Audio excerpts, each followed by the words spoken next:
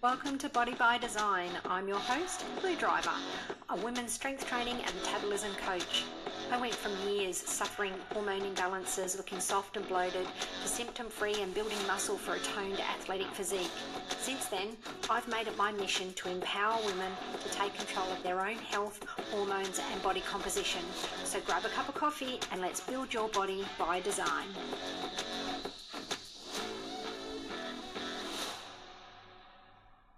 Hello and welcome back to the Body by Design podcast. I am your host, Lou Driver. And before we get started, please press pause whether you're on YouTube, Spotify or Apple. Press pause, hit the subscribe or follow button below to ensure that you don't miss any more of these great episodes that come out.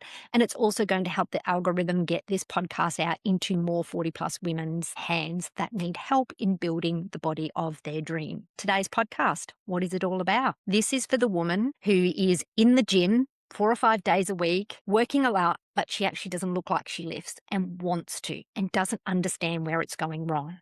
So you can leave the gym completely exhausted and still not have done much that actually builds muscle. Training a lot and training effective is actually not the same thing. So we know that you're doing plenty, but the question is whether the work is giving your muscles a clear reason to grow. A session can feel really brutal because you're feeling breathless, it's burning, you're exhausted, but none of those things actually target muscle growth. They don't give an effective signal to tell your muscles to grow.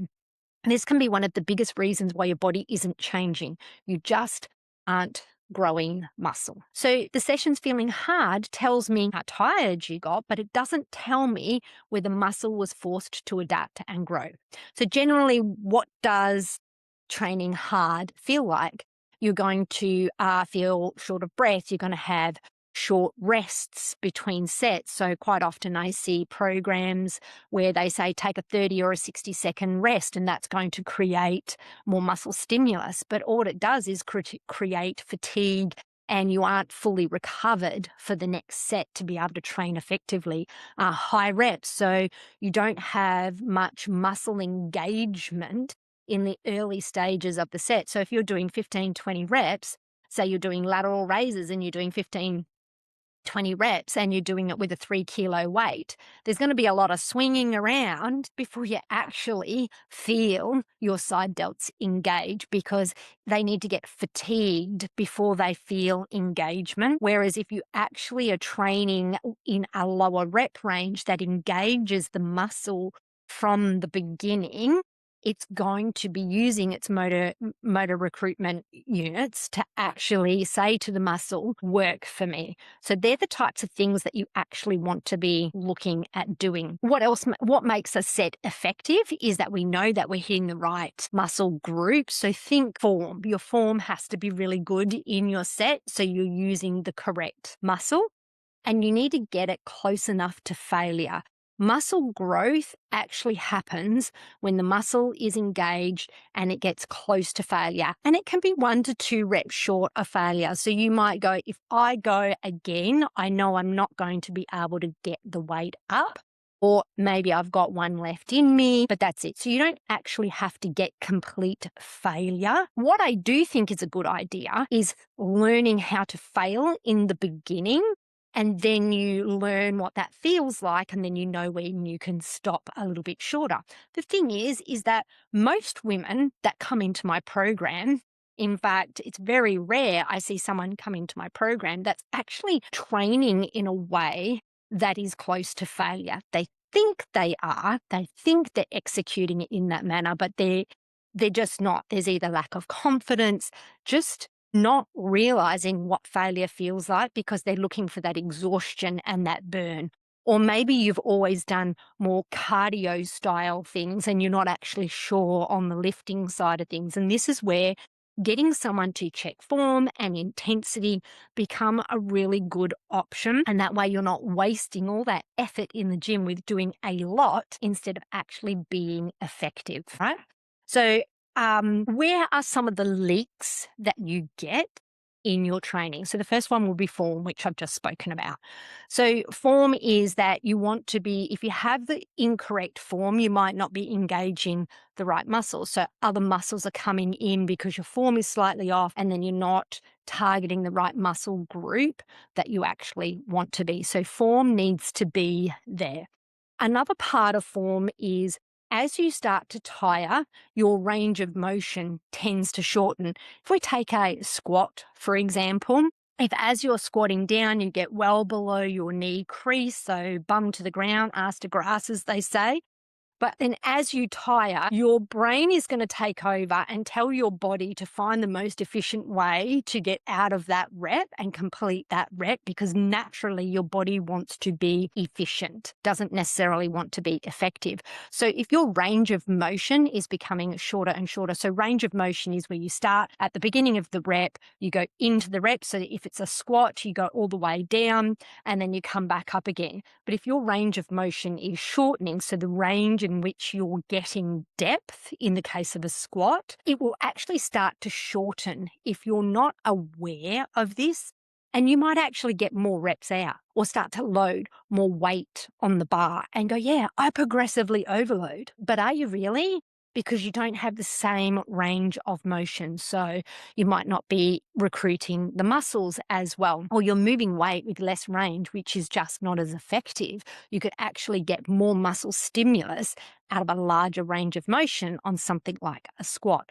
So checking your form, range of motion, correct form to make sure you're not going to injure yourself, but you're using the correct muscles. So take an RDL. If your back takes over, you're going to end up with, one, you can injure yourself, but two, you're going to end up with very large erector muscles rather than actually having glute and hamstring growth. So you want to make sure that you're executing the form in a way that is targeting the correct muscles. You're getting that full range of motion. All right. So that's one of the things that you want to be looking for in form. One of the other things is as fatigue rises, momentum also increases. So let's take a bicep curl, for example, where your body starts to swing. So when you get to the bottom of the movement and your arms are straight, to get it up again, you really have to either be engaging your biceps, that it starts to really struggle. But when your body feels that struggle, your body will start to get a bit of swing and momentum. So now the only way you're getting it out the bottom of the movement is actually because you're swinging with momentum. So you're no longer using motor unit recruitment of your muscles to bring that weight up from the bottom of the movement. You're using momentum and swing, and that's actually not stimulating the muscle as well. So always checking your form. I highly recommend that you are filming your exercises as you go, even if it's just one exercise per session that you go and do. Film it and review it, because it can feel one way and look an entirely different way. And you can always compare to some reliable sources on YouTube for form and then have a comparison there. Or like I do in my program, everyone sends their training videos in and you get direct feedback from me. So when you see it, I get women coming back to me going, I had training videos today, not even bother sending it in. I can see I didn't get low enough in my squats, so I'll continue to work on that, because they're getting into the habit of now reviewing and going, what is my form looking like? What have I been told before about what is good form? And they start to see it themselves. And in my mentorship, the whole idea is to educate women so they understand and can manage themselves and not have to rely on a coach for the rest of their bodybuilding journey. They want to be able to know how to do things correctly, and knowing how to execute with good form is really, really important. So they start to learn what they can see and they can go, oh, that looked really sloppy. I'm not going to even bother sending it in because I know what I need to fix. So they get that idea. And then, sometimes they might think it looks good and they send it in and they get some other feedback that they weren't aware of before. But when there's been some common feedback, they can start to spot that common feedback. So I highly recommend that if you're not getting results, start filming your lifts. So we've talked a lot about doing a lot and being effective. To be effective, you have to have correct form. And the only way you're going to understand if you have correct form is if you're filming them. There might be a lot of mirrors in the gym for you to be looking at, but if you've actually loaded appropriately, so when we talk about heavy weights to elicit muscle growth, heavy is relative to the person. But if it feels heavy and you're executing a move, you don't have capacity to be checking yourself out in the mirror in reality. If you do, or you're looking around the room, I would suggest that that weight is probably not hard enough for you.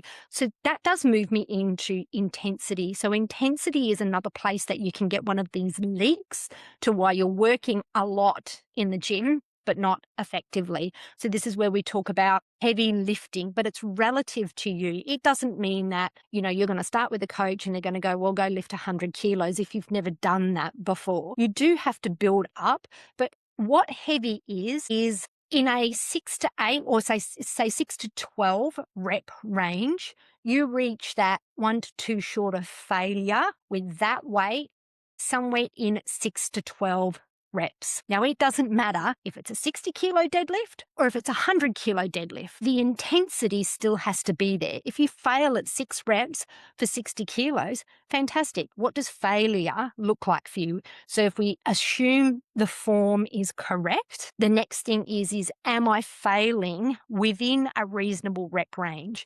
Now, the rep range is around recovery and central nervous system. I've done a lot of podcasts on those. Feel free to reach out around why I use the 6 to 12 rep range. But today I'd like to just keep it really pointed into a lot versus effective. So let's just say you understand that the 6 to 12 rep range is an effective rep range, but it's only effective if you actually have the intensity behind it. So you've worked on form. That is the first thing. Excellent. I use a method called the FIRE method within my mentorship and for training. And the first thing is form. So that's what we're working on first. Are you actually executing and recruiting the correct muscles to begin with? Then we go to I, which is intensity, and that's what we're talking about now. So you've nailed form. Now let's bring that intensity up. Some of the great ways to learn how to fail, it's a feeling, and it's a confidence thing as well. So many women that come into my program that have already been training, they're already in the gym, they're already lifting weights. It's the confidence to actually go to failure. Now, if you're doing a barbell back squat and you don't even understand what failure is, or you've never actually failed a rep, I would suggest going to something more like a hack squat, a belt squat, something that's more machine related so you can safely find out what failure feels like. Not saying that a barbell back squat over a hack squat is better, it's just different, but to fail in a barbell back squat, there's got to be a lot of technique there. And when you're still working on your form and you're working out what your body can cope with, maybe a free bar isn't the best place to do it because it's going to chip away at your confidence. The worst thing in a hack squat, what happens if you fail? Well, you just don't get the machine back up, do you? So just roll out of it, unload, and put the machine back up. No harm done in comparison to if you were doing a free bar and it falls the wrong way, it can fall sideways. If you don't have your hair up, like look at me with all this long hair, a bar can get wrapped in that. Maybe it falls backwards and it takes your arms with you. So you do want to be careful on some movements. So if you haven't practiced what failure feels like for you, I wouldn't suggest doing it on any of the big barbell movements. But one of them that is really great to practice on is the deadlift. That is another place. So machines, very safe. And then we also have the deadlift, because if you can't get it up off the floor, you can't get it up off the floor. End of story. It will feel like it's glued to the ground if you've actually applied enough intensity.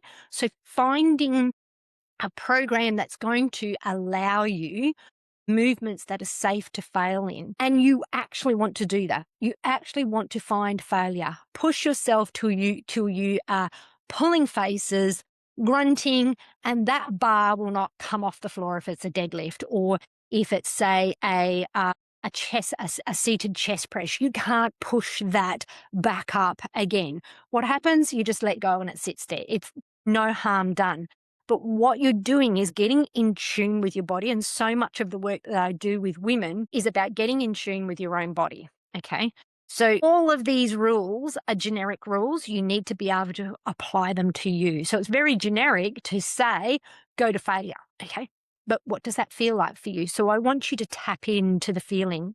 And you don't know how to get close to failure, because if you trained at failure all the time, you would just ruin your central nervous system, and eventually recovery would become an issue when you're moving enough weight.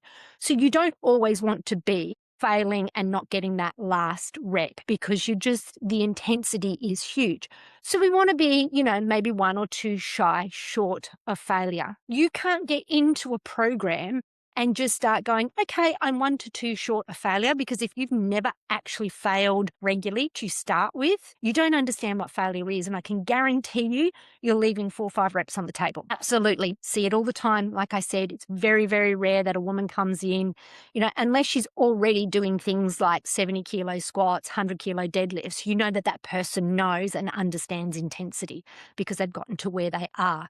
But if you are below that and you're not seeing your body change, your body is not changing because you don't have muscle. Yes, there's body fat involved in that as well. But even with a high body fat percentage, your body is still going to change and look firmer and start to look like it's got some shape when you're building muscle. And if your body isn't changing, then you need to train in a way that's going to force muscle growth and create change. And if you don't know how to fail and you go into a program and going, oh yeah, I'm working 1 to 2 short of failure, you actually really don't know what that is. So I want you to learn your body. I want you to learn what failure feels like, and then you back it off from there. So that is another way of doing it. I've got some notes here that I'm just going through as I go, because there's lots to talk about on this. So excuse me just while I catch up on where I'm talking about, because I go off on these little spiels and I go, where was I up to next? Set numbers of reps. So you get a program, and that's another thing it says, but it says, 10 reps. So I picked up, the 30 kilo dumbbells for an RDL dumbbell, and I did 10. Great. But just because you are able to do 10 doesn't mean that you stop. What you actually want to do is find out what weight that has you close to failure at 10, or whatever the programmed reps are.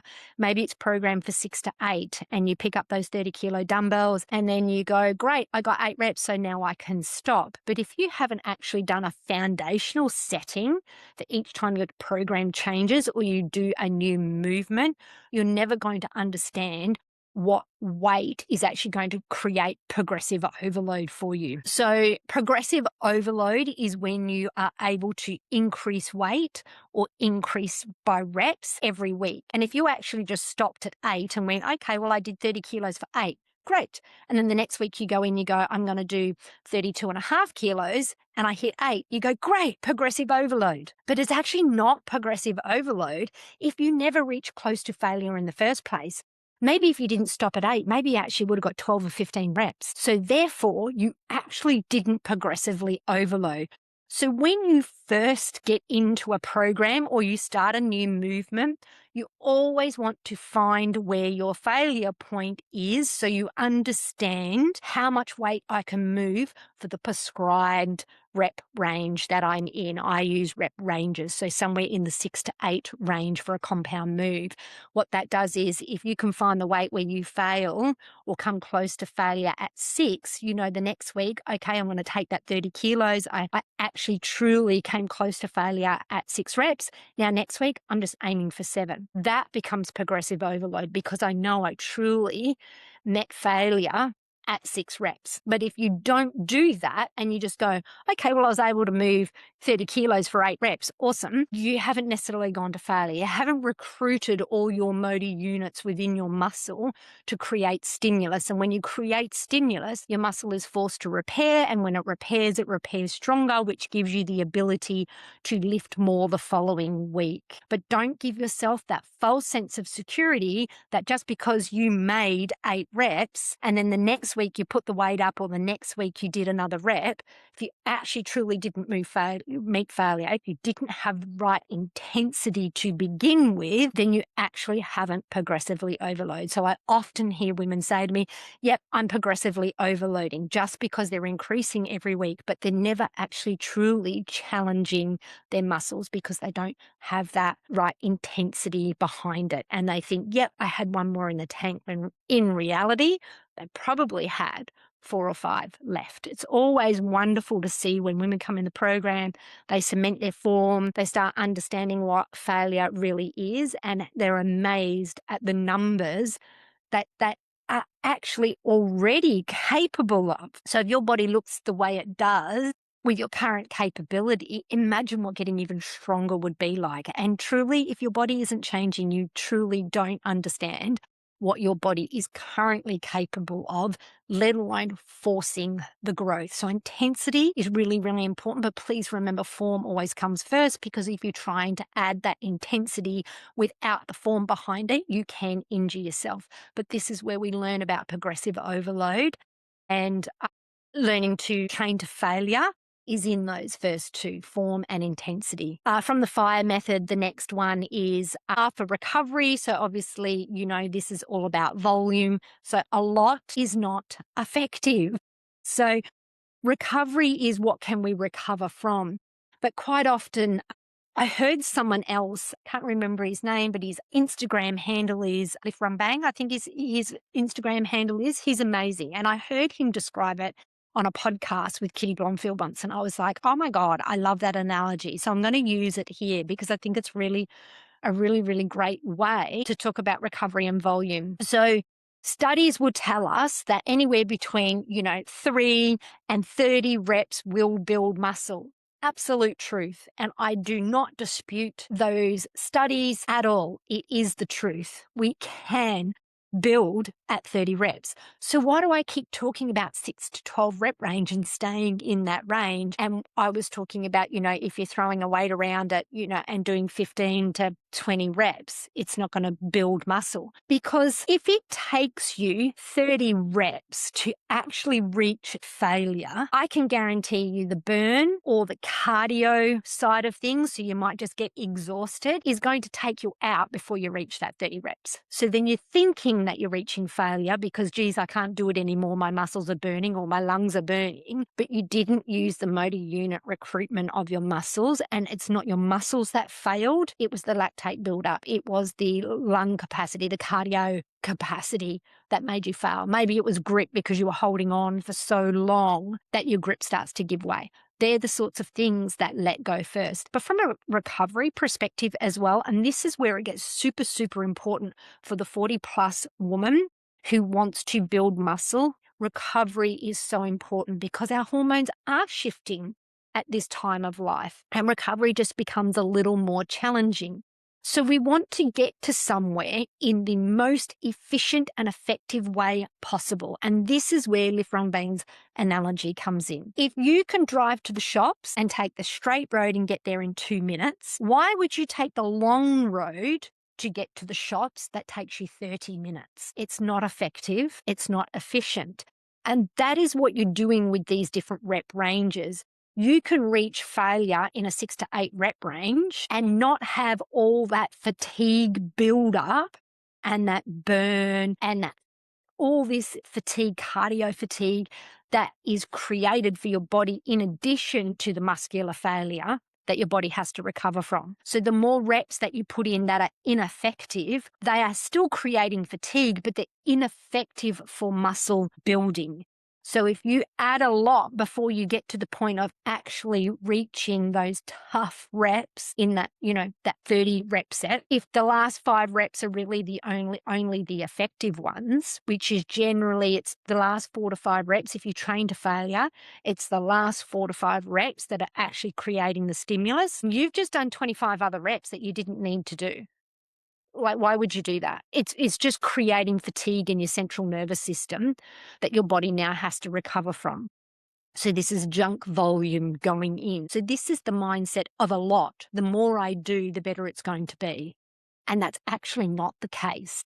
So we want to be really careful around recovery. And if you sit in the 6 to 8 rep range, it means those last 5 or 6 reps are actually going to be really effective for muscle growth, and you did fuck all work beforehand, so you don't have to recover from that as well. All right, so think about it from that point of view. Sets is another thing as well. The more sets you add to a movement, the less percentage of increase in muscle that you'll get. So 2 sets have the biggest bang for your buck. when it comes to how much muscle growth, if I reach failure in this set, how much muscle growth will I get? So in the first and second set are your biggest percentage jumps. And then from there, it gets drastically different. 3 sets can be effective too, but definitely beyond 3 sets, it's a waste of time. You're getting this tiny, tiny little bit of muscle growth for what? All this additional fatigue that your body has to try and recover from. And if your body can't recover, it's not growing the muscle. So you might give it the stimulus signal in the 4th and 5th and 6th set. You might give it more muscle stimulus signal, but if you lack recovery, your muscle won't grow at all from any of it. Recovery is always going to be king in this. So a lot being a lot of reps or a lot of sets, or choosing too many of the same movement or the same muscle group within the same day, all is a cumulative fatigue. And in our 40s and 50s, recovery from a cumulative fatigue, which is our central nervous system, we've just been spent the last 40 or 50 years giving to everyone else as mothers, as career women, as wives, as friends. We have the nurture as women, we have that nurture side, but unfortunately the way society is going is that they tell women the subliminal message out there is that, you're such a good wife because you do everything for your husband. You're such a good mother because you do everything for your mother. What an amazing career woman. She's given everything to her job. So the message out there in society as women is that unless we're giving everything, we're not a good person. Okay, so we've spent our lives giving everything and putting ourselves last. So then when we get to our 40s and 50s, recovery becomes an issue because we've got all of this stress in our body. So we want to be able to recover from what we're doing. Really, really important. Then obviously the last part of the FIRE method is evolution, are you actually changing and evolving from what you're doing within training? And the way you work this out is through the data. So in the program, I work with a 1 rep max. We've got a special 1 rep max calculator that I have designed based off of the ideal formulas that are out there. And I put it in for the type of training that we do. So different formulas for different rep ranges.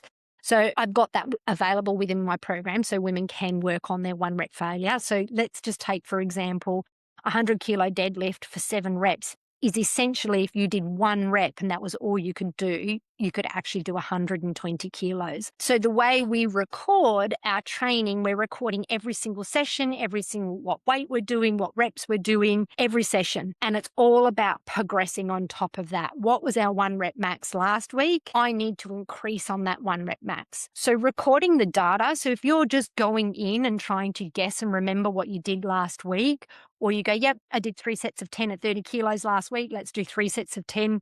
And it takes you weeks to progress beyond that. And you're not someone who is an advanced trainer. So I'm assuming you are under those strength markers. I talk a lot about strength markers for women, which are kind of the minimum standard for body change. So for example, deadlifting double your body weight. So if you're a 60 kilo woman and you can't deadlift 100, 120 kilos, then you're not at the point where you've got great muscle capacity, all right? So what you want to be doing is, am I progressing towards that? And in those early stages, you should be able to progress every single week, unless, something crops up, obviously. But as a general, you should be able to get 1 more rep or 1 more kilo every single week. As you advance, that obviously becomes a lot harder to do. So, sometimes I don't progress every week now. But if your body isn't looking the way you want it to look and it takes you 3-4 weeks to up the weight or get extra reps, then that needs to be looked at. You need to be recording every week and pushing yourself for progression. You need to evolve to be able to have the physique that you want. All right. So adding more sets is not necessarily effective. It just gives you more to recover from and it doesn't give you more muscle. All right. So make sure you're recording your lifts, make sure you're recording effectively and you can see what you're doing. So as you listen to me talk, you hear me talking about recording all of this, understanding numbers, knowing what weight, knowing what reps. This removes the feeling I feel like I've worked out a lot. I feel like I'm exhausted. I feel like my muscles are burning. Remove all the feelings and put the accuracy in. Know how much you can do for how many reps every week, know whether you're increasing or not. So if you come to me and you don't really know your numbers, that's telling me there is a gap, there is a leak there, and that is going to be adding to why you don't have the body that you really want right now. So when I started, I used to go to the gym, do the 3 sets of 10. I was there every day, wandering around, doing a random bunch of shit, as my prior mentor used to say. I had no effective program, or I thought that changing my program every 4 weeks, this is that a lot mentality. So a lot of change meant that your body would adapt. You actually just want to pick a program and movements that you really bloody love and progress at them and get really strong. You don't want to be chopping and changing your programs. But that's what I used to do. I used to wander the gym floor and change things and do 3 sets of 10, and I never recorded a thing. And then when I moved to, okay, I need some more structure, I need a PT to tell me what I'm doing. This was back in the early days. Then a PT was like doing 5 and 6 sets, and I would get to week 4 and absolutely shit the bed. I couldn't progress. I was stuck at an 80-kilo deadlift for years because I wasn't doing effective training. I was doing a lot. So my PT was like, yep, 5 and 6 sets. And it would go through a 4-week cycle of increasing more and more and more and more. So the further I got through the cycle, the more load and the more work that was being added on, and my body wasn't recovering. Then all of a sudden, I would get to this point and the strength would just go backwards, and I'd be barely able to lift 60 kilos off the floor. It's like, hang on, if I can do 80 kilos, why can't I get 60 off the floor? So then he started doing this programming of, right, that's it, we're going to deload you every 4 weeks. I can tell you now, I intentionally deload probably about once or twice a year. I generally now just listen to my body when I'm feeling quite fatigued, or I can see that my numbers are quite stagnant. I'll just go, okay, take a couple of days off, take a week off, or just go in and do some easy movement. You shouldn't need regular deloads if you are training effectively. If you are training a lot, you will need deloads. But you'll also know that when you're training properly and you deload, it also takes a week for you to get back into the swing and build your strength capacity back up again. So you're kind of going backwards. You should not have to intentionally deload regularly if you are training effectively and recovering effectively. There's a lot more to recovery than just, how much we're doing. There's also, sleep and sunshine and nutrition and fueling and all that sort of stuff behind it as well, which I've done plenty of podcasts on. You can scroll through and have a look, or send me a DM on Instagram and I'll send you any relevant podcasts on that. I won't get into that here, but part of recovery is doing too much.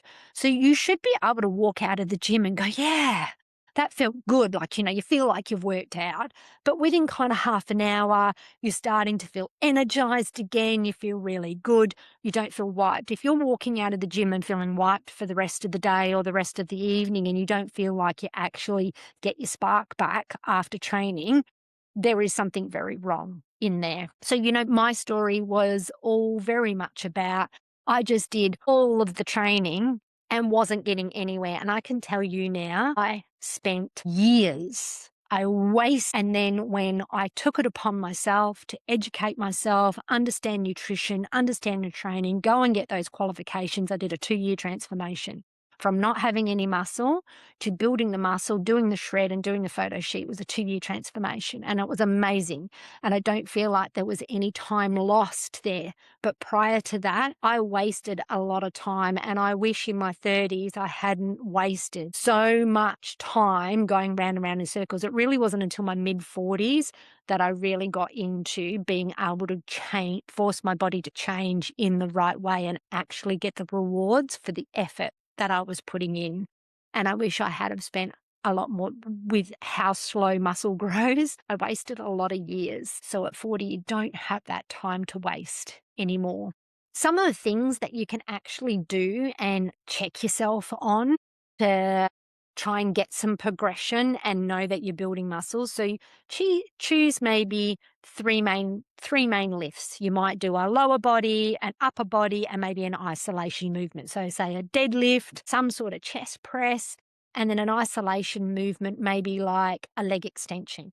You could pick something like that. And you want to record your load and record your reps and exactly what was working and what made you stop. And start working on their things that I can safely fail on. Let's test that and see what it feels like. Film your sets and compare the first rep with the last rep. If you're just going do, do, do, do, do, and swinging it about and your first rep looks as easy as your last rep, your intensity is not there. I can tell you that now. Your reps should be slowing down. You should be pulling the faces. I'm a grunter. Not everyone's a grunter. I will take that on board. I am noisy in the gym. The effort is that hard that the noise just falls out of my mouth.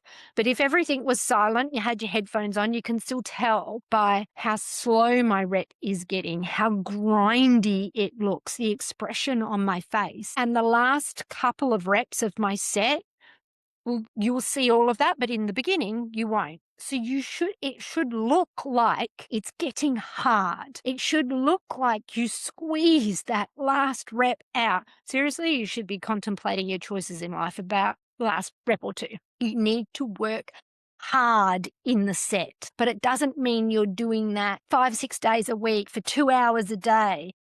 2 sets, work hard, work efficient, get the job done, and then get the fuck out of there and enjoy the rest of your day and enjoy feeling energy. So recording your lifts to be able to see, am I slowing down? Did it look harder? Does it look like I'm putting effort in? So facial expressions. Obviously recording as well, checking your form. Did my reps get shorter when I was trying to do that chest press? Was I still bringing it down as far as I should on that machine? Was it coming right down? Or was I only coming halfway down and then pushing back up because I'm shortening my range of motion there? So check those sorts of things out. Start filming a couple of lifts and look every week to improve what you see is not quite right. And that will get you progressing in the right direction. And asking yourselves, did I shorten the range? Did momentum start, did momentum decrease, or did I use momentum to actually swing stuff and move stuff rather than actually using my body?